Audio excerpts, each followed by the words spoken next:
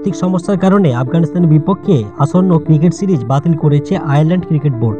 হ্যাঁ, বিষয়টি সত্যি হৃদয় বিদারক সকল ক্রিকেট প্রেমীদের জন্য। মঙ্গলবার 11 মার্চ ঘোষিত নতুন আন্তর্জাতিক সময়সূচিতে আফগানিস্তানের বিপক্ষে কোনো ম্যাচ রাখা হয়নি। পূর্ব পরিকল্পনা অনুযায়ী দুই দলের মধ্যে একটি টেস্ট, 3টি ওয়ানডে এবং 3টি টি-20 ম্যাচ খেলার কথা ছিল। তবে বাজেটের ঘাটতি এবং আর্থিক ব্যবস্থাপনা চ্যালেঞ্জের কারণে আইরিশ বোর্ড এই সিরিজটি বাতিল করার সিদ্ধান্ত নিয়েছে। আয়ারল্যান্ড ক্রিকেট বোর্ডের প্রধান নির্বাহী ওয়ারেন ভেবিট্রাম বলেন, আমাদের বাজেট সীমিত এবং বর্তমানে আর্থিক ব্যবস্থাপনা বিবেচনা দেখে সিদ্ধান্তটি নিতে হয়েছে।